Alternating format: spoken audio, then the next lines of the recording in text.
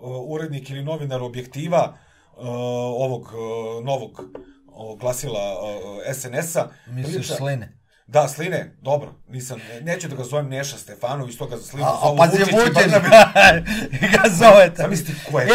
Ja dotle nisam htio, ali kad ga je najbolji prijatelj, jer mu je on najbolji, nazvao tako. A onda više šta mislimo... Zamisli. A još i evo sad se juče, baš sam gledao posljednju epizodu. A Brnabićka 6 puta, Slina, pa Slina. A pošto je ona Slina, pa ona, to je opet projekcija, ima sad nekome kome ona može da kaže Slina.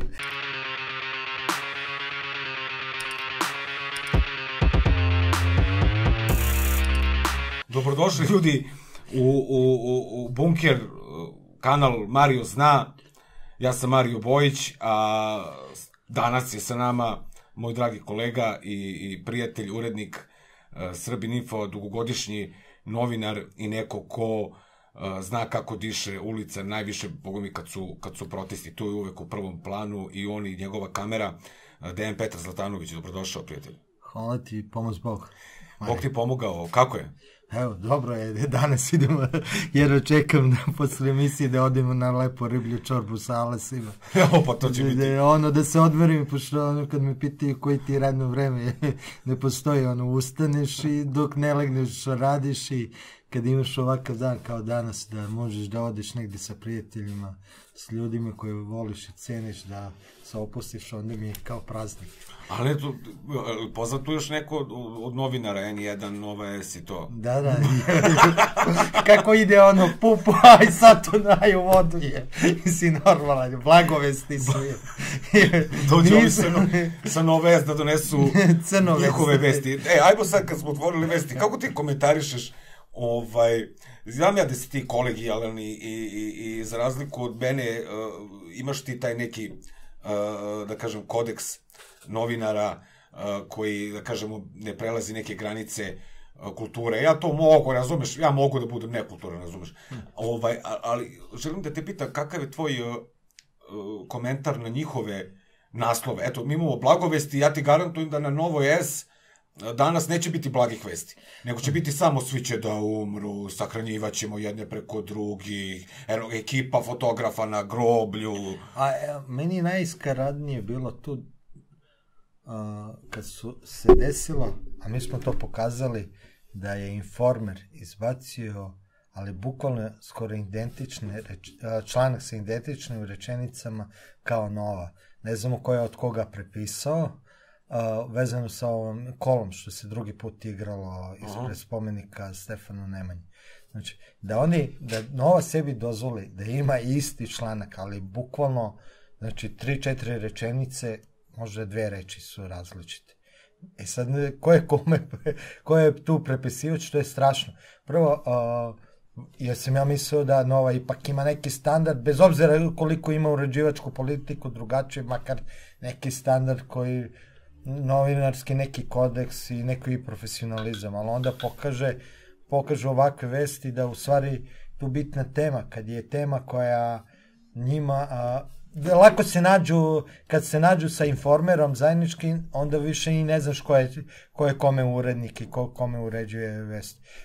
Ja moram da podvučim i, na primjer, Nova i N1 su prema meni, makar bili kolegijalni prema Bobanu Saviću kad su nas hapsili prošle godine, kad je bilo kad smo se vraćali za Rakitu i tada mi svaka čast skidam kapu, nisam očekivao, oni su to objavili i digli su i oni Dreku, zašto su nas kao novinare hapsili, to im svaka hvala im na tome i to će im uvek biti zahvalno. Ali mislim da je to i neka kolegijalna solidarnost. Mislim da je normalno da i ti i ja, ako je neko ugrožen kao novinar, da mu daš podršku, bez obzira koliko se razlikuješ. Pa i da je novinar i da je čovjek. A dobro, ali govorim kao novinar kad je u pitanju sve ostalo. Ali ja razumijem kad ima neku uređivačku politiku totalno različitu od moje uređivačke politike. Nismo svi isti ljudi, ne moramo isto da razmišljamo i sve ostalo. Baš sam davao u posljednjem prelistavanju štampe pozitivan primjer iz danasa kad su o korone vezano sa vakcinom izveštavali, oni su dali sve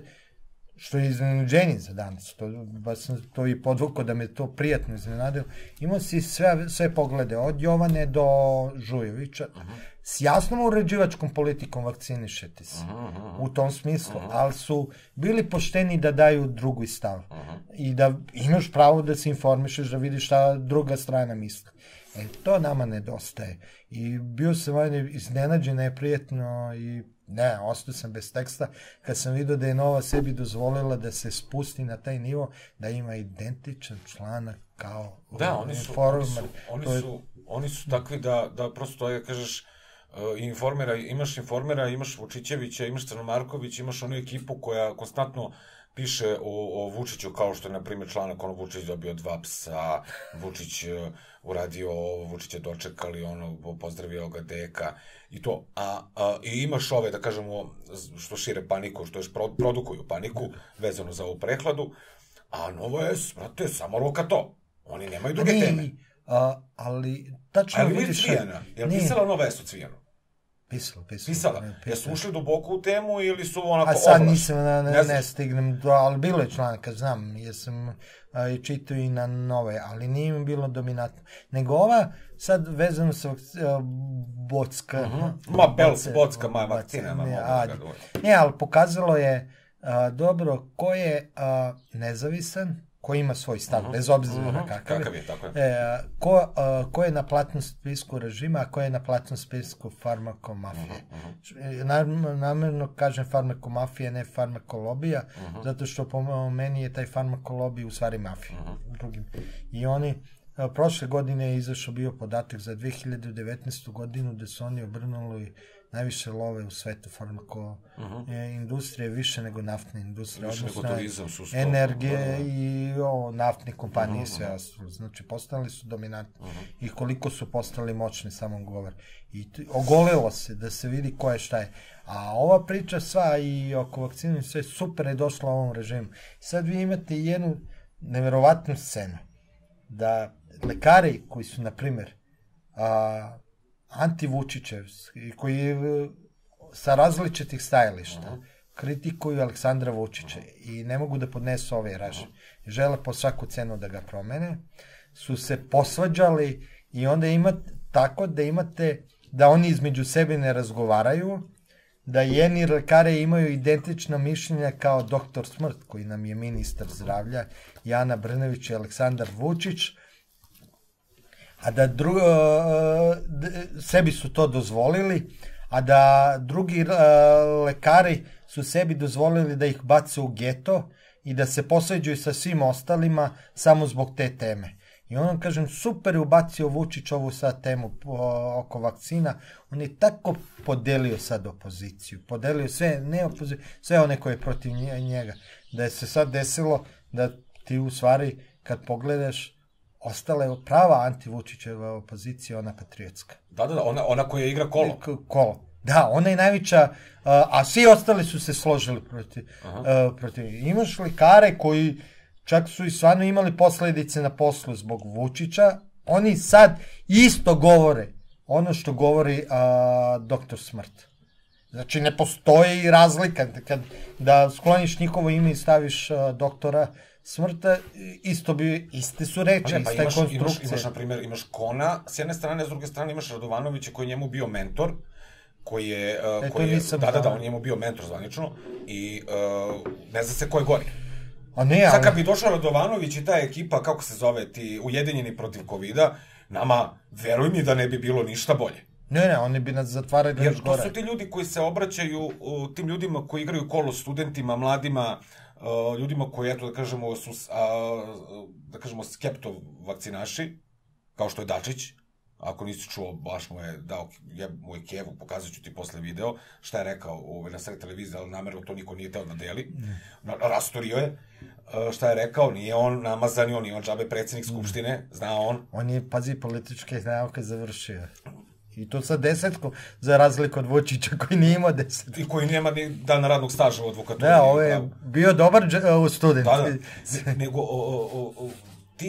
ti napadi dolaze više, ja mogu da razumem Vučića da dolaze s njegove strane napadi, da dolaze s njegove strane pretnje, hapšenja, te nebuloze, jer on je izgleda rešio. Ja mogu da razumem tu ludilo u toj nenormalnoj glavi, ali ne mogu da razumem ove ljude koji se predstavljaju kao opozicije, jer imaju 2 medija i jedan štampani, Opozicije u odnosu na što su. Na kraju se vidi da u stvari nisu opozicije. Oni, njihov problem, izvini što sam ti prekinuo, sa drugom Srbijom je, drugom Srbijom ili građanskom Srbijom, je to što oni u stvari nisu liberali, nisu demokrate, nego oni su samo iskompleksirani čim nisu privilegovani.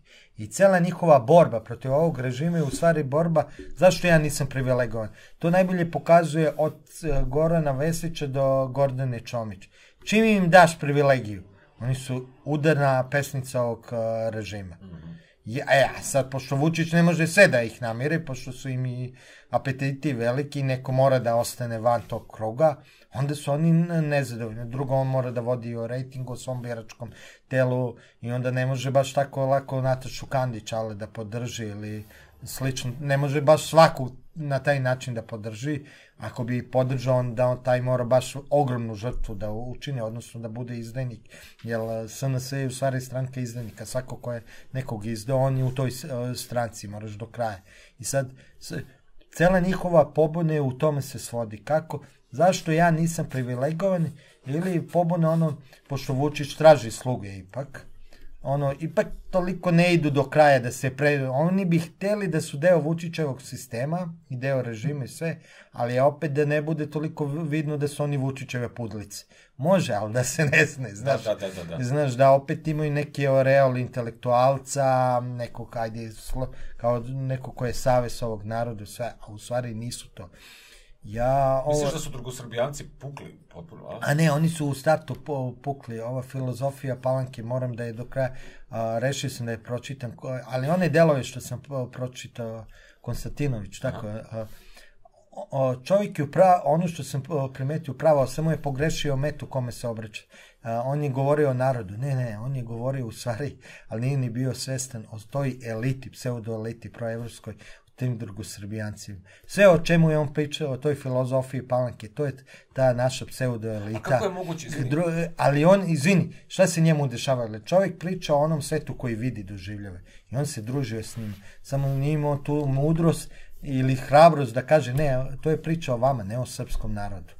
I o tome se radi, da je naša cela inteligencija, ta nazovimo proevropska i liberalna, koja je potrebna jednom društvu da se pozitivno razvije, ali ako je stvarno liberalna i demokratska i koja stvarno se bori za ljudska prava, u stvari je palanačko u onom najgorem smislu, onom Nušićevom smislu, koje samo želi, i Domanovićevom smislu, koje želi samo privilegije i njoj trebaju te, nazovimo, evropske vrednosti, samo da bi stekla neke privilegije i da bi bila neki novi paša umesto Dahije, neki novi Dahije umesto koji će od nekog sultana, samo što nije sad u Carigradu nego u Briselu ili u Vašingtonu, dobijati isto neke povlastice, a on će ovdje da ujme njega da vladi na manje više isti način. A kako komentarišeš, za mene iznenađujuće bilo, ali i za mnoge, da ti drugosrbijanci, ti autošovinisti od toga pređu u klasične fašiste koji su na društvenim mrežama i koji uslovljavaju ljude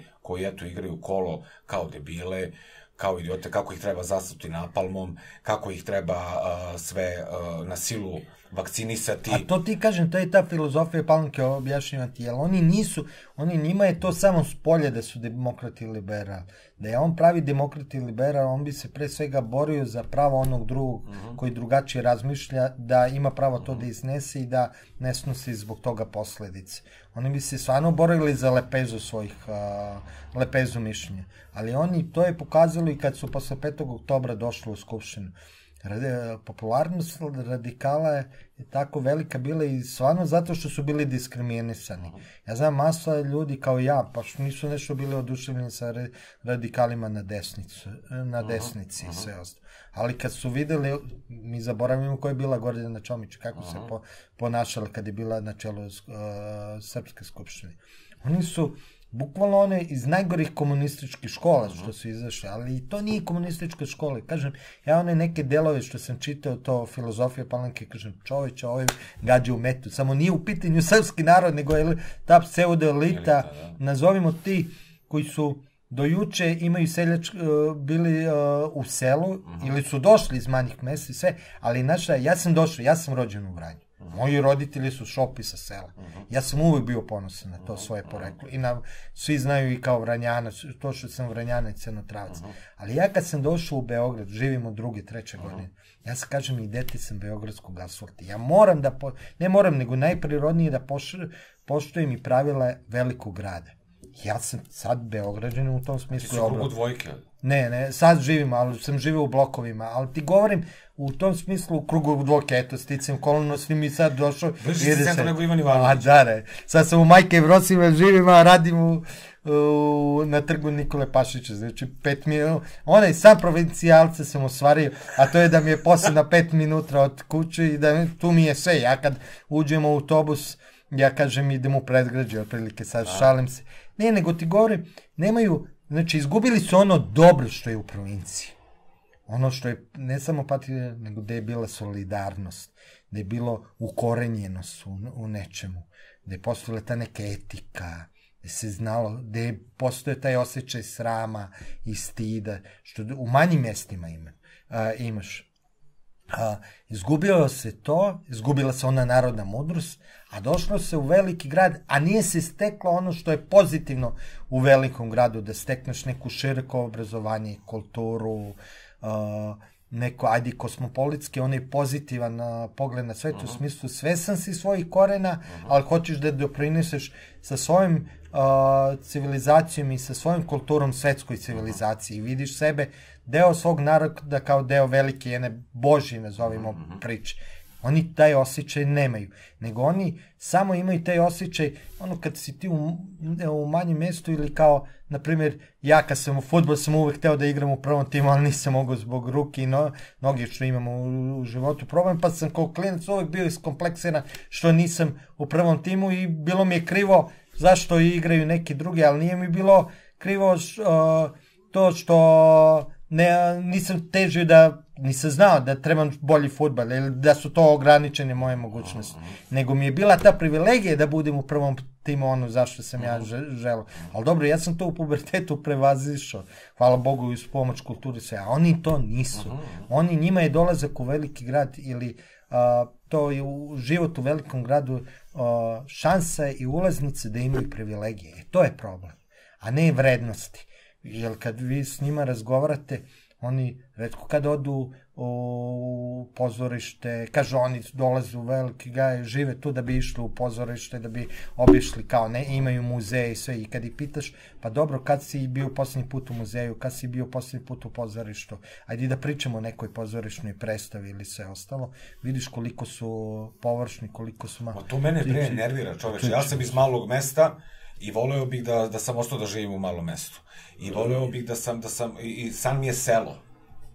Kao i svakom da kažeš, ajde, o svesnom čoveku i svesnom biću. Ali ja sam neko to koje, na primjer, kako ja sad da odem u pozorište kad sam ja radio u Praškom pozorištu?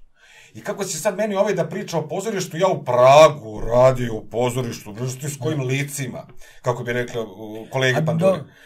I dođem onda ovde, ja da studiram, razumeš, i vidim to ovde i počnem da se ježim kada vidim tu neku silovanu hipi, poluhipi, antifa, samo žele da budu u centru pažnje, spremni su da žive u 18 kvadrata, da nemaju WC, da ga dele sa komšijom, samo da budu u centru grada, a pored toga imaju odnos prema ljudima koji dolaze iz predgrađa potpuno pogrešan. Ja mislim da su ljudi koji dolaze, koji putuju pola sata do centra Beograda u prednosti nego oni koji su u centru. Ne, gledaj, ja, evo sad sam se iznenadio, pošto sam ceo život živeo u blokovima i onda neki 4-5 godina sam živeo u Leštanim, što kažem, bio sam beogradski seljak i onda sticam okolnosti, posao mi je u centru grada, novinarski svakodnevni, i onda mi je bilo skuplje iz Leštana da dolazim u centru grada i onda sam jurio da sve ne. Ja sam se iznenadio koliko sam ja imao predrasuda do toj kruga dvojice. Mogu da ti kažem da imaš više nacionalista, sam sreo sad u okviru kruga dvojke nego u poslednjih godinama života u blokovima. Sve se to promenilo u tom smislu. Nego govorim, opet se vraćam na to.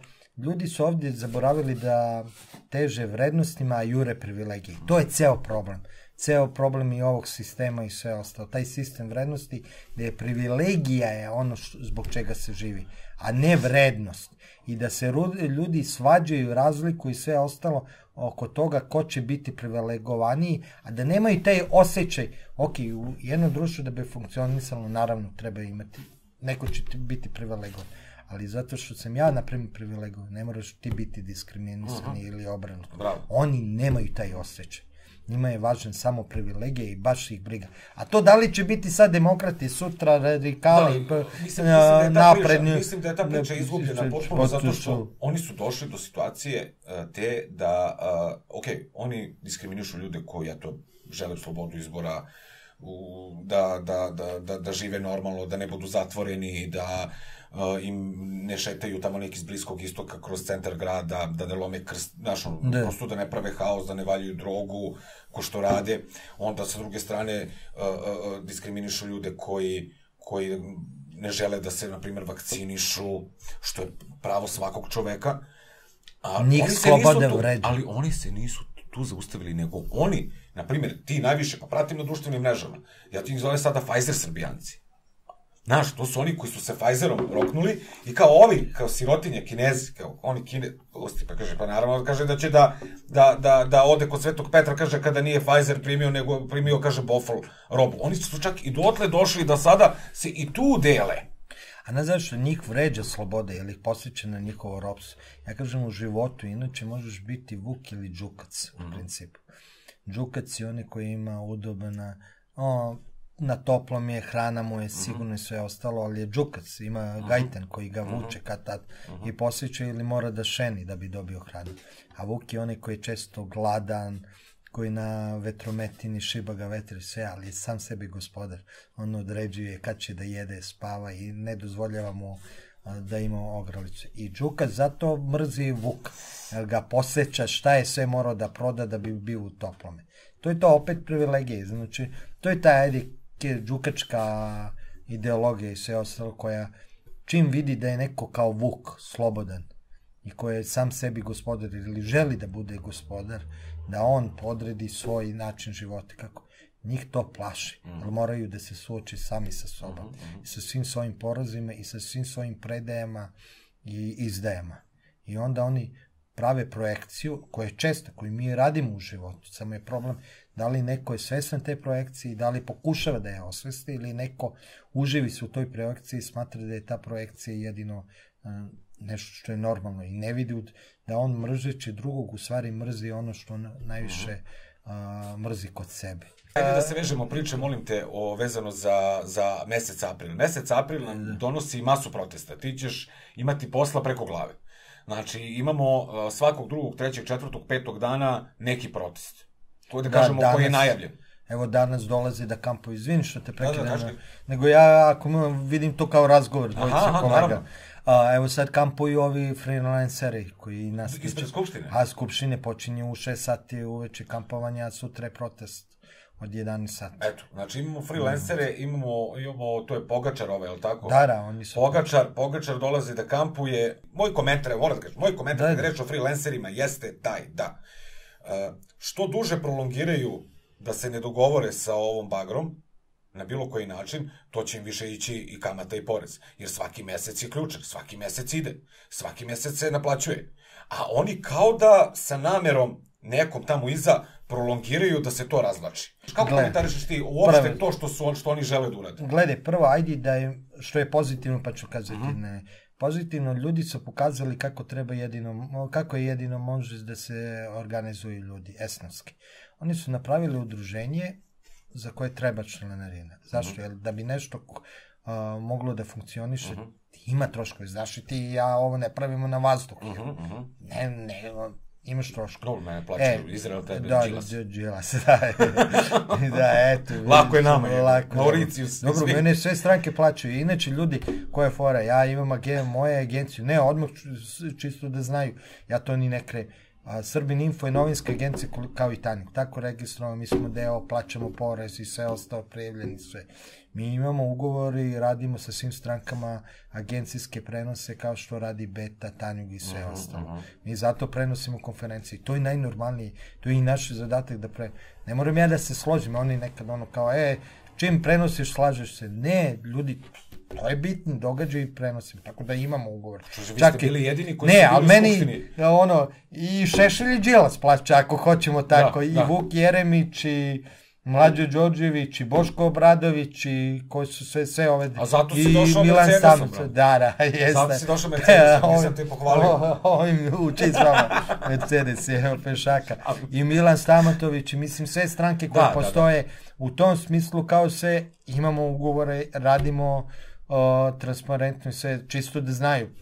Tako se funkcioniše, tako i Beta funkcioniše, tako i Tanjug, tako i svi funkcioniše. I to nisu neke pare, to su čisto da bi mi mogli da funkcionišemo. Nije to, ja ne mogu da se merim sa Tanjugom i sve. Čisto da ne pomisli sad, to su love, ma kakvi to su. Ali, eto, postoji, na taj način to funkcioniše tako. Nego da se vratim. I oni šta su uradili sad jako dobro? Oni su se prvi organizovali po celoj Srbiji, sad dovode ljude autobusima, svoje članove. Zato ih i ima dosta. A ne bi to da nemaju tu članarinu i da ne... Jel, 2000 dinara, 3, koliko je njihova članarina ili bilo šta, godišnjim ili 6 meseci, tako nešto, nisam siguran. Opet, to je jedan ručak u kafani, manje više. Čovjek ako hoće da se radi neki posao pošteno, on treba da izvoji za esnavsku svoju stvar toliko. Mislim, to nije ogroman par. Ali treba i da traži za to. I ja vidim, ja sam pratio sve to, jer imam prijatelji koji su članovi, oni im stvarno doturaju podatke svaki dinar, kako su potrošili, gde su potrošili, šta onda su išli po Srbiji da pitaju članstvo za svoje akcije.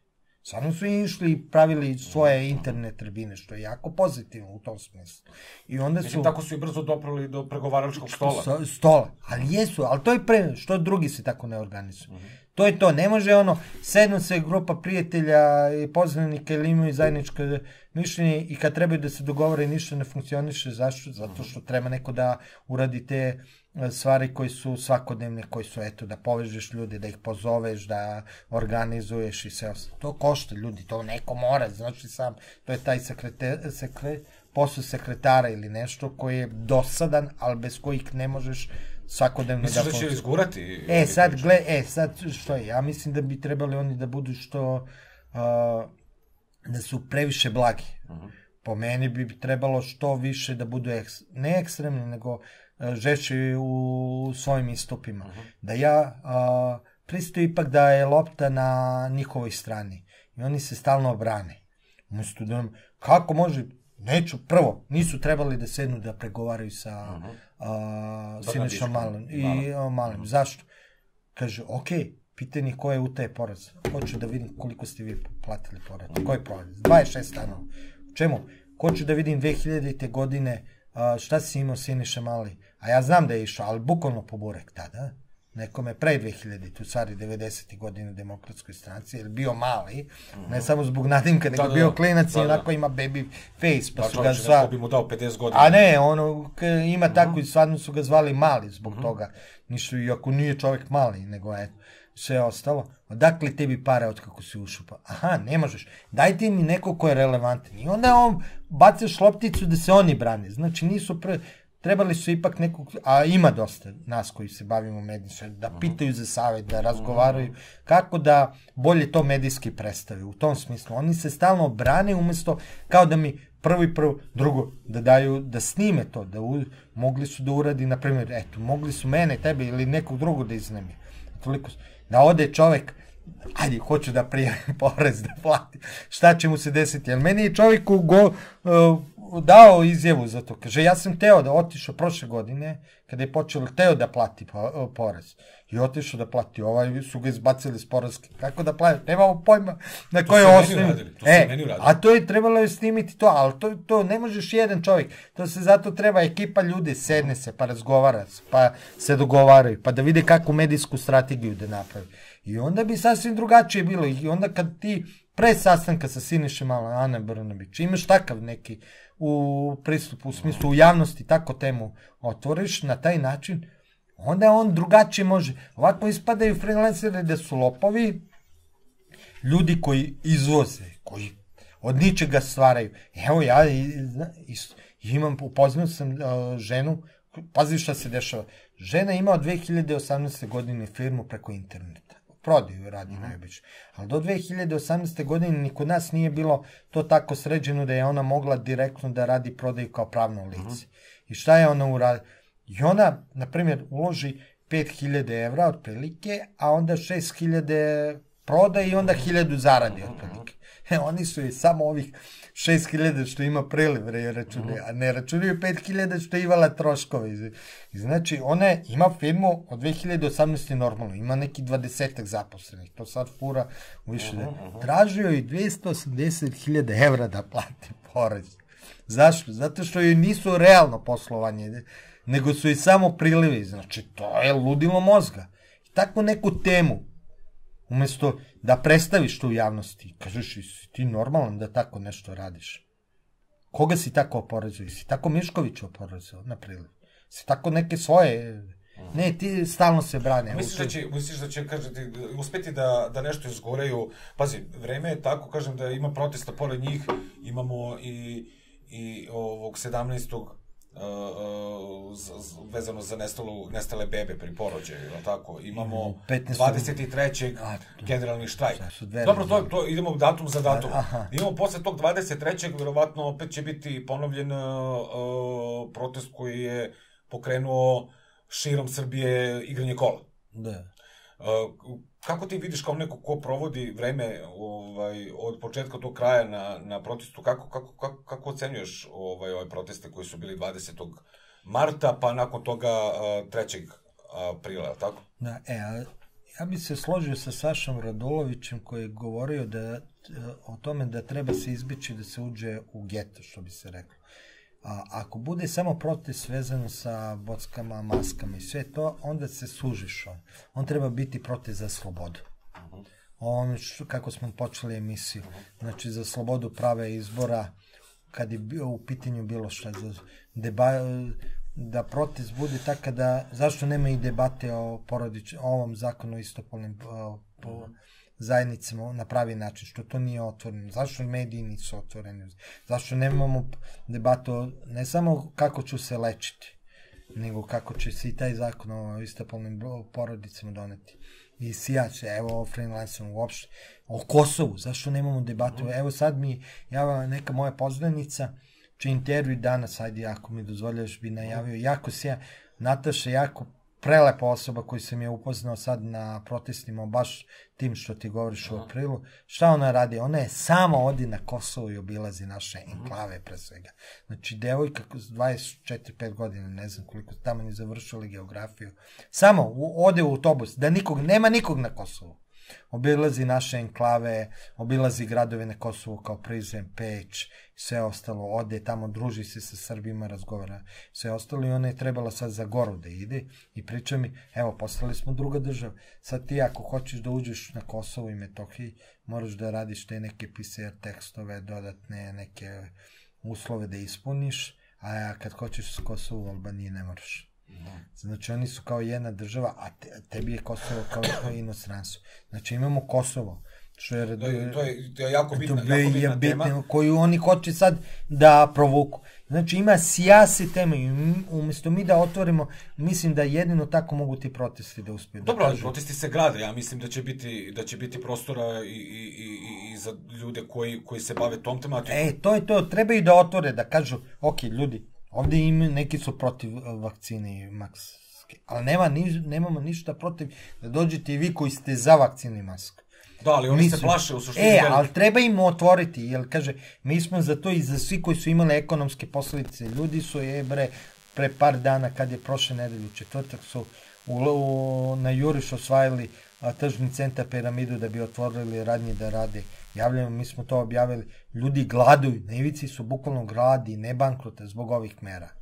Znači, gladi, imamo posledice... Mi imamo već uveliko podeljeno društvo gde imaš, aj kažemo, neutralce koji su još, da kažemo, i tamo su, sve manje će biti neutralci. Da, znam, ali imaš i tamo i vamo. Ono što je sigurno jeste da je broj onih koji ne nose maske i koji ne žele da se bockaju trenutno mnogo veći nego što je... Ne, govorim ti. I Vučić je toga svestan. A zato on i pokušava da otvore, nego ti kažem, nemojmo da se, nije trenutak kad trebamo da insistiramo na podelama. Jel to hoće Vučić? Trebamo, ovdje je jedna velika tema u pitanju, a to je izgubili smo državu, a gubimo i društvo. Odnosno, borba za opstanak čitavog naroda. Mi ako ovako nastavimo za 50 godina nas neće... A misliš li da Vučić kompenzuje, da kažemo, tim masovnim bockanjem i pelcovanjem naroda priču Kosova koju nikako da ispuni kako... A da, on, to je njegova, to je način, on juri kako da zapadu se dodvori i onda, ali gleda stalno, ali opet da ne ispuni do kraja, ali zna da će da padne sa vlasti, jer neće ko Milo Đukanović da prođe. I on, to je njegova... je zagonetka koji mora da reši, koji nikako da reši, znaš, problem koji treba da, mislim, nikako, on stalno ga odgađa rešenje koliko može, jer zna ako napravi jedno, da ponudu, što bi se reklo, ili da odgovor na tu zagonetku jedan, da možda će pasti zbog toga na vlast. Da li to ako skroz ode, skroz prihvati zapadnu agendu i prihvati Kosovo, da je Kosovo nezavisna država i da uvede ovu celu priču kad je u pitanju ova pandemija kako Zapad hoće, ili ovo drugo da im zatvori vrati i kaže šta ono narod misli do kraja. Onda će, boj se da mu se ne desi scenariju kao sa Slobom, da ga ne izoluju sve. Da kažem, Vučić je poznat po tome da svoje ljude izdaje, najbliže saradnike, oni A ne, on sve... I zato ja mislim da bi on bio spreman da kada bi shvatio da zagusti, da potpuno promeni ploču i vrati se u radikalu. A ne, on će pristati na sve pod uslovom da mi pristanemo da je on broj 1. Znači, on u tom smislu pristaće da bude sve. Ljudi misle da je on pametan. Ne znam što se ljudi varaju. A ne, razlikuju ljudi... On je pre klasičan ostao na tribini još od 90. Ljudi razlikuju, ajde pameti ili bolje mudrost, ne razlikuju mudrost od inteligencije. Inteligencija je sposobnost da nađeš trenutno rešenje, ajde, ali mudrost je ono što moraš u politici da imaš i kao državnik, to je da imaš, da znaš kuda vodiš društvo i državu narednih 10-20 godina. To je, daću ti jednu super istinitu priču, Karl Britt je o tome pisao u svojim dnevnicima kad je davao paralelu između Tuđmana i Miloševića. Kaže, Milošević retko inteligentan političar, kaže, da je kao taktičar neprevaziđen, da je u Evropi najverovatniji bi bio, kaže, vrhunski političar sve. Inače, jako zabavna ličnost, kaže, jedva smo čekali kad se završi politički deo razgovora da sednemo u opuštenoj atmosferi, kaže, lepo priča, vice, komunikativan, peva, kaže, lepo da provediš društvo s njim. Tuđman, kaže, seća se, kaže, neverovatno, retko dosadan tip. Kaže, tako da nađeš, jako dosadan, kaže, u stavovima rigidan, sve ostalo, jedva smo čekali, kaže, izbegavali smo da se nađemo s njim posle političkog dela i sve ostalo. Ali, kaže, koja je bila razlika? Mi smo se lako dogovorili sa Tuđmanom, sa Miloševićem nismo bili. Kaže, kod Miloševića jedan dan je bio Srbin, drugi dan Jugosloven, treći dan komunista, četvrti dan je, kaže, bio otvoren za sve radio. Mi nikad nismo znali do kraja šta on želi. Kaže, Tuđman nam je od prvog do posljednjeg sastanka rekao, hoću Hrvatsku da vidimo u EU i NATO. Kraj priče. I mi smo se s ovim dogovorili lako, s ovim nismo uspeli. To je ono, džabe ovom inteligencije i taktika. Ovaj ga je glup prešao. Zato što u politici dobija igra ona kornjačna spora, ona koja zna koji mu cilj, gde hoće da stigne. A ovaj se ponašao kao zec, znaš, ono, ide, trči pa ide, stane, vrti se okolo i sve ostalo.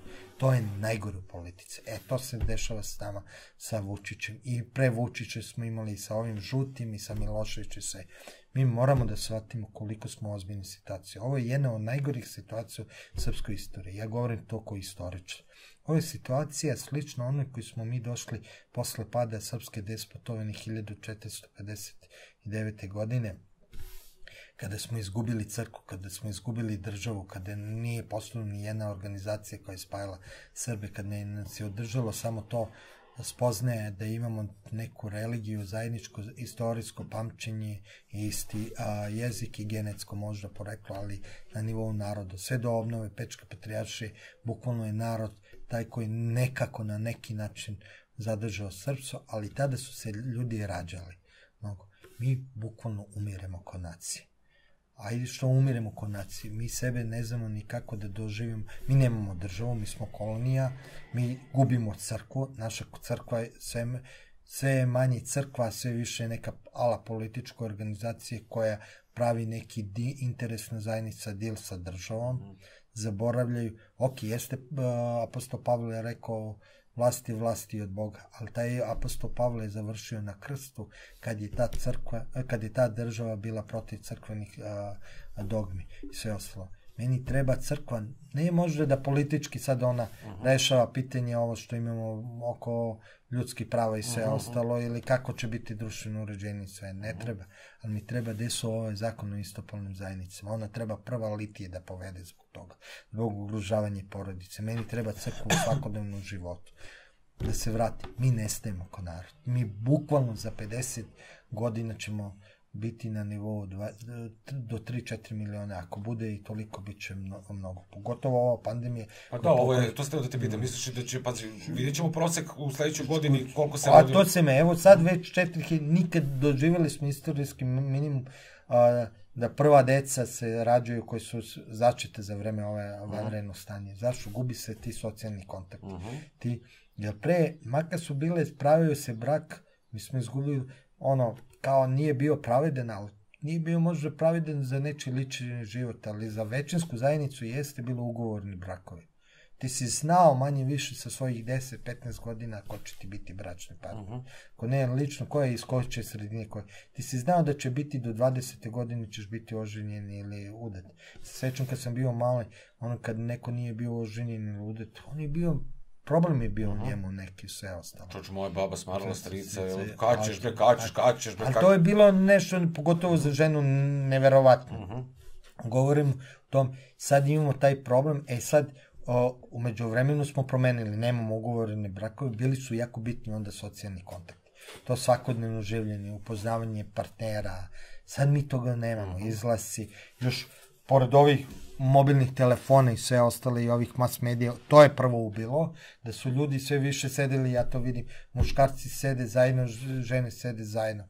Zaboravilo se mešovito društvo da sedne. Što kaže jedan moj kolega, profesor, kaže, ja bi uveo opet muške i ženske gimnazije. Ja kažem, zašto? Pa kaže, evo, ja kaže, na odmoru izađem na jednoj strani muškarci, na drugoj strani žene. Džabe što, devojčice, džabe što su u istom odeljenju pomešani. Oni su uopšte nedušni. Ovako, izvini, ali zašto bi, kaže, ovako kad bi bila samo muška gimnazija, samo ženska, onda bi ljudi kao zabranjeno voće, znaš, imali potrebu da prevaziđu te barijere, pogotovo kad si u pubertetu. Možda i stvarno kad pomislim, u pubertetu nije loše ljudima davati zabrane. Zašto? Ili ih jačaš kao ispit. Jer tada imaš želju da pređeš granicu, tada si buntovnik. A kad nemaš, kad mu sve dozvoliš, ti ga ubiješ u pojam. Tako je, tačno. Slažem se s tobom. Pazi, slika jedna, evo baš mi se pojavila ova žurka, ovo kad su slavili studenti. 4. april i video sam lika i devojku kako se grle. I ja tu sliku nisam video godinu dana. Znaš, i kažem, ovo je predivno. Ovo je super. Ljudi imaju kontakt, ajde, nisu ih taj put rasterali, nije ih policija rasterala, nisu smeli zato što ih je bilo mnogo više nego na onoj žurci. A zato što policajci isto misle. Policajci isto misle dok ih ja ne pozovem i dok ih ne pitam kako je to zabranjeno okupljanje u kafiću, u diskoteci, a Željko Mitrović u Zadruzi može da pravi žurku i Peconi, može da pravi žurku u Dubčakovoj 14. Da, ne, to je strašno sve, ali to se vraćam i ovo. Kad mi imamo taj svest da smo na ivici ambisa, ali bukvalno ambisa, mi nestajemo kao narod, onda dobiješ sasvim drugačiju sliku. I onda shvatiš koliko treba taj opšti front prvo da se napravi, da stanemo već sa ovim propadanjem. Zato je potrebna sloboda, da bi ove teme mogli da dođu do izražaja, da bi mogle da se čuju, da bi se mogle govoriti. Jer ti, evo, to je to, sad ti imaš da oni dižu ta nova i sve ostalo. To je to, da neko pita tu novu, da postoji debate i sve ostalo. Da se dođe do nove, da je neko ko njih pita. Kaže, ok, ljudi, vi ste protiv to kola sve. A zašto niste protiv kola u parovima? Zašto niste digli glas? Zašto niste pozvali ljude da dođu ispred tamo gde su ne, kako se zove, gde je Šimanovci. Da dođemo svi zajedno, kolima, da trubimo, da kažemo, ajde, ljudi, izađite, kršite mere. Kazna bre u zatvor. Organizator u zatvor. Sve kršite mere, a kad već država neće. Ne, baš vas briga, jer ste vi, isti vam je financijer, oni koji rade parove i te zadruge kao i vama. O tome se radi. Samo pogledaš reklame. Ti vidiš Pink koji reklamira SBB-ove pakete, a vidiš N1 koji reklamira paket zadruge ukoliko iznemiš SBB. Znači... Nisam vidio, ja ne pratim. Ja ih pratim i nerviram se. Pratim ih redovno i onda i u jutarnjim programima vidim svašta može da se čuje da urednik ili novinar Objektiva ovog novog glasila SNS-a misliš Sline? Da, Sline, dobro, neću da ga zovem Neša Stefanović, to ga Slinu zovu Vučić i Brnabić. Ga zovete. Zamisli ko je to? Ja dotle nisam htio, ali kad ga je najbolji prijatelj, jer mu je on najbolji, nazvao tako. A onda više šta mislimo... Zamisli. A još evo sad se juče, baš sam gledao posljednju epizodu. A Brnabićka 6 puta, Slina. A pošto je ona Slina, pa ona, to je opet projekcija, ima sad nekome kome ona može da kaže Slina. A juče sam baš gledao ovu posljednju epizodu Vike sa Čaletom, na internetu, pošto ja preko interneta gledam, kad stignem, ne gledam normalno. I onda pada i Slinu i nepravda bila, pa je sve, čak i došao i u televizijskoj seriji, mislim, i komu peva mafijaš. Završio ti nisam, ovaj lik iz Objektiva dolazi u jutarnjem programu kod Marića, kaže, pa oni, kaže, što igraju kolo, oni svesno pozivaju ljude na samoubistvo. Oni moraju da znaju ukoliko izvrši samoubistvo, pop im neće držati opela. Koji su to konstrukcije? Pored njega sedi Vujičić, Dragan, koji je prvi put sam ga video u životu da je tako odreagovao besno, što pričaš bre ti čoveče, znaš, kako bre to može. I sad s te jedne strane imamo ljude koji mogu da pričaju sve i da dižu paniku i produkuju, ne da šire, nego produkuju, proizvode paniku i niko ne odgovara. A sa druge strane imaš običnog čoveka koji pod svojim punim imenom i prezimenom na društvenoj mreži nešto podeli, bude u strahu da li će da ga privedu, da li će da ga hapse, da li će da ga tuže, da ga drže u pritvoru. A evo, ovo je skaradno što su uradile Ale Koračića, mislim, ovo je strahovito. Da ga optuži da čovek zbog izneti stava ugrožava bezbednost predsjedniku Srbije i dvojici ministara. Znači, ovo je strašno, to je zvanično. Čekaj, su oni njemu dali deo materijala da on vidi gde je to izjavio? Ne znam detalje, pošto se Alek posle povukao, ali on je poslao to smo i mi objavili, da je, nije on priveden tada, nego je pozvan na razgovor zbog toga. Da, ali da da izjavu, jer je ugrozio bezbednost predsjednika države i dvojice ministra. To je sramotno. I da posle toga njegove kolege ne stanu u odbranu nje, nego stanu u odbranu, tako reći, režim i kažu, trebalo i pre toga da ga pozove vlast na odgovornost i sve ostalo. Kako ih nije sramota? Stvarno, mislim, jer sutra dan će njima se isto to može desiti i sve ostalo. Ali to je esnavski, ako ništa drugo, kolegijalnost. Znači, pravo da neko iznese, pa ako se iznese stav, pa ako se i ne slažeš i ako smatraš da je taj stav opasan sve ostalo, onda ga pozove, onda ga javno pozovi da dođe s njim u debatu, da izađe u debatu i onda debatu i kaže mu u oči tada, da vidi milion ljudi, ti sa svojim stavom ugrožavaš bezbednost nacije, zdravlje nacije, kako možeš, mi se znamo ko lekari, kolege i sve ostalo. Ne, oni izađu u javnost, podrže javno mere vlade i zgrožavaju i ništa ne učine, ako ništa drugo ništa ne učine, nikakav glas ne podignu što im je kolega na taj način optužen. To je strašno. Mislim, evo, da se desi Zoranu Kesiću, naprimjer, s kojim nemam nikakve zajedničke stvari, Ali da ga neko optuži, da ga vlast optuži, da ugrožava bezbednost predsjednika zbog svojih satira i sve. A prvi bi došao da ga podržim u tom smislu da on ima pravo na tu vrstu satire. Jako mislim da je ono što on ima, kakav ima odnos prema crkvi, kako nešto, da on mnogo više vređa crkvu i sve ostalo. I zato sam ga javno i par puta i kritikovao u svojim prelistavanjima štampe i nekad ga i ne gledam i sve ostalo. Pa dobro, Kezi, ja se nadam samo da će da ozdravi Ma dobro, to mu želim svako... Nekada ga prođe uvo, pa nek se on zapelcuje sa 1000 pelceva u dupe, u sisu, gde je dobro, on je primio valjda... Gde, u dupe? A nema pojma, ovu vakcinu, to je njegova stvar privatna. Jeste, ali jedna stvar je privatna stvar, druga stvar je propagiranje, masovno propagiranje. Ok, ajde, ali stao je izašao, ali on je izašao, ali ja nemam ništa protiv da on ima taj stav i sve. Ali onda, majstore, ako neko ima protiv tebe taj drugačiji stav i koga ti kritikuješ i sve, pa onda dođi nekad u emisiju, evo ja njega pozivam, Kesića i sa nekim drugim novinarom koji ima drugačiji stav, neka dođu u emisiju s tobom ili s bilo kim koji ima drugačiji stav od njega, pa devaj tu i ti. Da mi Kesića ne reklamiramo više, imamo više pregleda od njega na YouTube i od ne ulazemo, nego bitno mi je jako zato što oni imaju real pravednost i sve, a drugo govorimo o toj esnavskoj solidarnosti koja je jako potrebna, odnosno ljudskoj solidarnosti, o tome govorim. To je ona borba za slobodu. To moramo mi da iznesemo na ovim protestima. Mi, mislim, obični ljudi. Pravo na slobodu, pravo da ovaj drugi ima pravo da iznese stav i da mi iznesemo stav i pravo da prave teme izađu, da se o pravim temama govori. A ne o nekim parovima ko je koga u parovima, nego o temi zašto parovima može nešto da se dopuste, a ne o ovom. O tome i da sa time izađem, onda odgovor opet koji sam mi postavio pre 15 minuta, onda ti protesti imaju šansu. I onda imaju šansu da budu ogromni. I zašto je bio 7. jula toliko masovan protest i toliko je kupio? To je to bila i to borba za slobodu. Ljudi su se, bez obzira na neke druge podele, skupili, nećeš da me zatvaraš više. Nećeš da mi ti određuješ kad ja mogu da izađem u prodavnicu, kad ne, s kim ću se vidjeti i sve ostalo. To mora da bude nešto što bi ovi sledeći protesti akcentovali. Ja sam i govorio, Ivica je imao i dobar predlog da se lekarima koji stvarno stradaju, nevezano kakav imaju stan, nama su stoji nešto lekara umrlo. Za razliku od Hrvatske koji je samo 10-ak. Nećemo imati ko da nas leči, nevezano sve.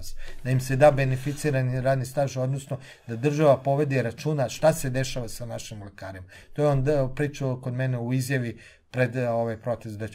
Mislim i o tome treba da se govori i treba i tim protestima. Da li misliš da, postavio sam pitanje jedno za kraj, pošto si ti vrsan analitičar, analiziraš sve, pratiš, mislim, i znaš vrlo dobro kako dišu mnogi koji kod tebe gostuju, a i oni drugi. Da li misliš da postoji mogućnost da se patriotske snage okupe?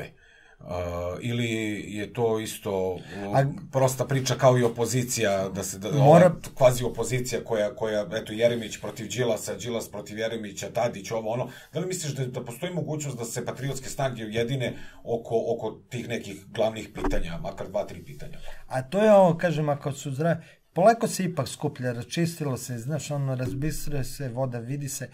Mi moramo da, kad je patriotska ta priča i sve ostalo, to je ono, da znamo u kom cilju idemo, što ja govorim. Znači, zato ja bih digao na to, nije samo Kosovo i sve, nego biološki opstanak nacije i sve ostalo. Ali znamo da je to bitno, da je to ono što je iznad svega, na primjer. Polako se okuplja u smislu, evo, vidi se ko nije se prodao među, na primjer, nas novinarima, ko je do kraja antirežimski, ali ko je i do kraja u smislu ne prozapadni, nego nije dozvolio da ga kupe i sve ostali. Koji stvarno insistira na tim principima pravo da drugi ima pravo na mišljenje i sve ostalo. I onda, evo, polako se po meni skupljaju te ljudi između sebe prepoznaju. Šta nam nedostaje? To je to ono kako vidimo društvo i šta nam je cilj narednih 10 godina. To moramo da formulišemo. Onog trenutka kad to formulišemo do kraja 10-20 godina, veruj mi, ljudi će se prepoznavati, sami će početi da se okuplja i ono sve što je škart, samo će od sebe da otpadne. Zašto? oni će morati kad tada ulaze u razne te kompromise, i neće im taj glavni cilj biti bitan, nego će im biti privilegija i ostale stvari, povlastice i sve ostalo, bolji život i sve, i neće, ako imaš taj neki, zašto su komunisti, na primjer, uspeli u odnosu na četnike, partizani sve ostalo, ne govorim da im je bio pravedni, bolji cilj sve, oni su imali taj neki cilj, želeli su, nazovimo da žive u nekom pravednijem, klasnijem društvu. I o tome su pričali. Jača ideologija. U tom smislu. I oni su ponudili ljudima priču šta će biti za 10 do 20 godina. I priču kakva nije bila. Bila. I stvarno jedan deo njih se stvarno žrtvovao. Ne govorim čak i Tito, bez obzira to rukovodstvo, ipak je otišlo u planine. I znaš, nije bilo po hotelima i sve. Nisu ni četnici daleko toga. Nego govorim za razliku od druge neke građanske opcije koja je sedela kući i čekala da im se neko drugi donese pobedu. Razumeš? Ovi su ipak išli, ali su ponudili jasnu priču kako oni vide svet narednih 10-20 godina. I na osnovu toga su oni pravili strukturu i sve ostalo. To moramo mi.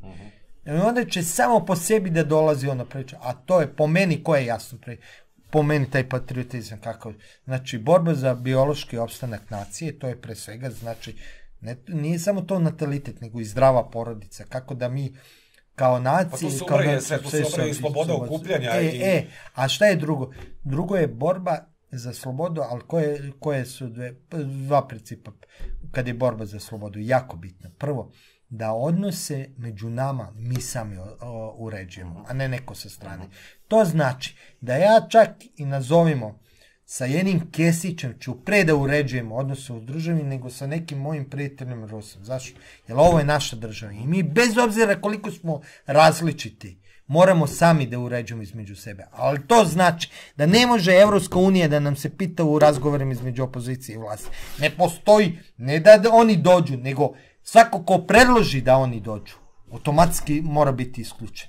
Znači, ne može da uređuje između nas, odnosno nas, svih Srba, ma gde bili u svetu, odnosno građana Srbije, neko sa strane. Mi moramo između sebe i drugi princip. A to je, ono što sam govorio o privilegiji, sve, ako je neko privilegovan, a mora da bude kad tad, ne sme drugi zbog te njegove privilegije da bude diskriminisan. Namjerno kažem diskriminisan. Znači, u tom smislu da mu oduzmeš prava. Neko može biti kao u fudbalu, ja to dajem najbolje. To što Messi igra dobro fudbal i ima veliki ugovor, nije diskriminisan ni jedan fudbaler običan koji igra. Nije mu niko zabranio fudbal da igra. Samo Messi je privilegovan ili Messi. Ali ovdje se to dešava. Mi moramo imati svest da neko hoće da bude ko Messi privilegovan, da ima velike ugovore, a da onom drugom zabrani da igra fudbal ili da mu kaže moraš da igraš sa jednom nogom i da skačeš sa jednom nogom i da igraš fudbal. Tome se radi. I kad imamo tu svest i kad to, onda možemo i kao patriotska opozicija da okupimo iza sebi, da nas podrže ljudi koji nas možda ne bi ovako podržali zbog nekih drugih stvari. Jer mi opšte principe civilizacijske i opšte narodne branimo koji su njih dotiče. I onda to će se desiti, opet vraćam na komunistima, su mi dobar paralela kako su došli na vlast. Onda su, kad su neki ljudi vidjeli koji nisu se slagali, koji su shvatili na kraju da je u principu to velika bila prevara, ali su vidjeli, oni se bore za pravedno društvo, stvarno je bilo u Kraljevini Jugoslaviji velike klasne razlike. Čak ljudi koji nisu bili komunisti su ih podržavali u okviru Narodnog fronta, jer su mislili da se oni bore za neke opšte vrednosti, za neku socijalnu pravdu. To je to, mi moramo da pronađemo, kad pronađemo patriotsku opoziciju, a smatram da jedino patriotska opozicija može to da uradi i da se bori za te vrednosti. Jer ovi građanisti, da se vrati na početak, ono što smo pričali, nikad neće zbog te svoje palaničke ideologije koje se bori za privilegije, a ne za vrednosti. Počeli smo sa drugosrbijancima, završavamo sa njima. Dene, meni ostaje da ti se zahvalim u moje ime i u ime gledalaca što si bio gost, što si posjetio bunker, da ti se zahvalim takođe na kolegijalnosti i na istrajnosti. Hvala ti puno što si... Hvala i nadam se da ćeš ti doći isto kod mene u studiju, da gostuješ kod mene u studiju i volao bi da doživimo ti i ja, da možemo zajednički da napravimo neku debatnu emisiju sa nekim koji je drugačija emisija, da pokažemo šta je znači stvarno borba za debatu i slobodu misli i nadam se da ćemo živjeti danas u Riblji čorbi. Možemo. Sa nekim normalnim pravim ljudima. Hoćemo. Toliko.